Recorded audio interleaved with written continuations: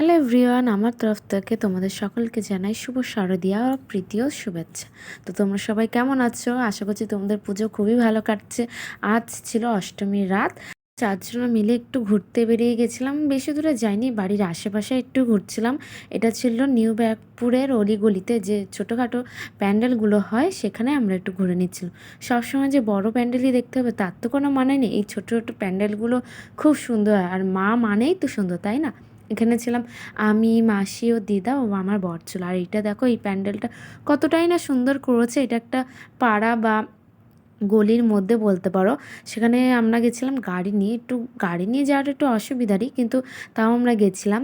আর এই দেখো, এই প্যান্ডেলটা এত সুন্দর করেছে না যে তোমাদের কি বলবো। ওপরে স্বয়ং মহাদেব আর ভেতরে এরকম। আর এটা ছিল হচ্ছে ছত্রপতি শিবাজিকে নিয়ে একটা প্যান্ডেল। আর ভেতরে দেখে এত সুন্দর লাইটিং যে মন জুড়িয়ে গেছে।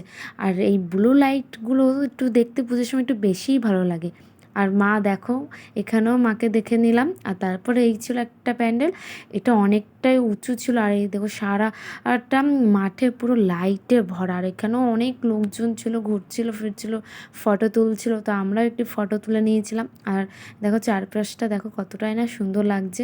তোমরা সবাই কোথায় কোথায় ঠাকুর দেখলে অবশ্যই কিন্তু জানিও। এর আগে তো তৃতীয়াতে এবং এর আগেও দুবার অন্য অন্য জায়গায় ঘুরে এসেছি। তারপর বললাম যে দিদা তো সব জায়গায় হেঁটে ঘুরতে পারে না, তাহলে একটু কাছেই যাওয়া যাক। আর এদিকে দেখো, আমি ভিডিও করছিলাম বলে একটু চুল আঁচড়ে নিচ্ছিল। আর তারপর আমরা টুকটাক একটু খাবার খেয়েছিলাম এবং আইসক্রিম খেয়ে আমরা বাড়ি চলে এসেছিলাম। তো আজকের মতো এইটুখানি। শুভ অষ্টমী।